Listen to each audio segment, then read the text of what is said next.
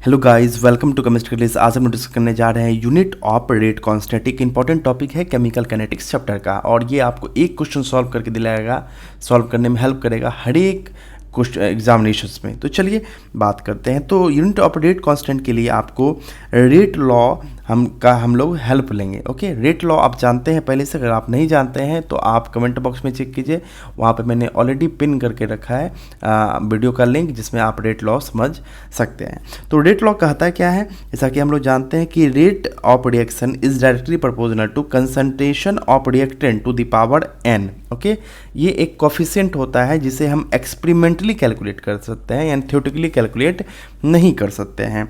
अगर हम लोग यहाँ से प्रोपोर्शनल का चिन्ह हटाएंगे तो एक कांस्टेंट आता है k, और इसी k का हमें इस k को क्या कहते हैं, हम लोग क्या कहते हैं, रेट कांस्टेंट, और इसी का हमें यूनिट कैलकुलेट करना है, इसी का यूनिट। तो k इक्वल टू, अब देखिए इसी को हम मैथमेटिकली चेंज करेंगे तो k इक्वल टू क्या आएगा, rate by rate concentration of reactant to the power n।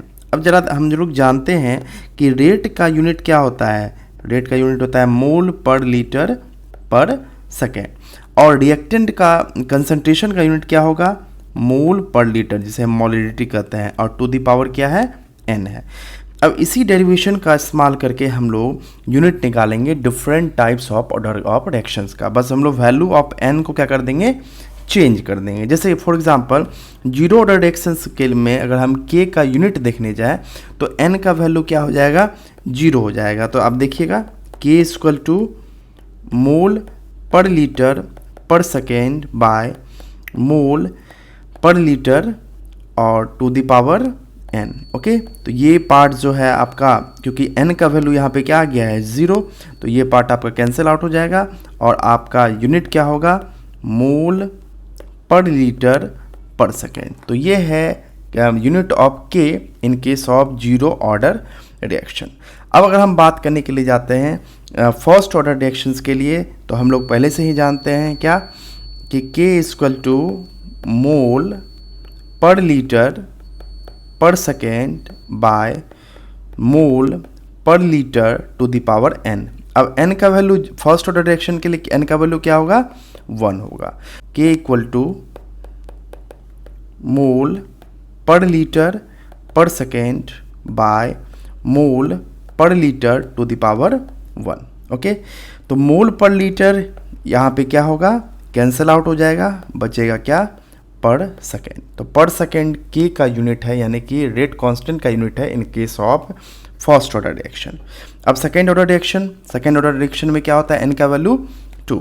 तो हम जानते हैं k इक्वल टू क्या होता है, मोल पर लीटर पर second by mole per litre to the power n। ये अगर आपको याद है ना, तो आप किसी का भी निकाल लोगे, जो भी आपको ऑर्डर ऑफ रिएक्शन जो भी दिया होगा, आप बस n के जगह इसे पुट करना है, इसलिए मैं बार बार रिपीट कर रहा हूँ, इसे आप याद कर लो। ठीक, मोल पर लीटर पर second by mole per litre to the power 2। Okay, अब इसे हम लोग ज़रा देखने के लिए जाते हैं। तो यहाँ देखिए ये 2, यानी कि आप कह सकते हो कि अगर टू द पावर 2 है, यानी कि स्क्वायर है, तो मोल पर लीटर 2 टाइम्स होगा, तो 1 मोल पर लीटर इससे कैंसिल आउट हो जाएगा, और निकलेगा क्या, पर मोल। ओके, क्योंकि यहाँ पे नीचे मोल है, ये ऊपर जाएगा तो क्या होगा, पर मोल।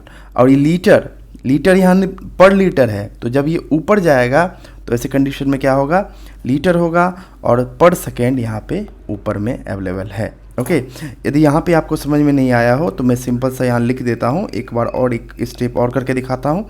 क्या हम इस टर्म को ऐसे नहीं लिख सकते हैं, देखिए ज़रा, मोल पर लीटर, यही तो mole per litre to the power 2 है, यानी स्क्वायर है, तो 1 मोल पर लीटर से कट जाएगा, तो ऊपर बचेगा पर सेकेंड और नीचे मोल पर लीटर। ओके, तो मोल जो है ये जब ऊपर जाएगा तो क्या होगा, पर मोल हो जाएगा, लीटर जब ऊपर जाएगा तो लीटर हो जाएगा, और पर सेकेंड ऊपर में है। तो ये है आपको सेकेंड ऑर्डर के लिए। इसी तरह से आप किसी भी कंडीशंस में आप जानते हो कि k इक्वल टू है क्या, मोल पर लीटर पर second by mole per litre, okay, to the power n। n का वैल्यू पुट करके कुछ भी आप या तो 1.1/2 या 3/2 या समथिंग कुछ भी पुट करके आप डिफरेंट ऑर्डर के लिए यूनिट ऑफ के यानी कि रेट कांस्टेंट निकाल सकते हैं। Thank you so much.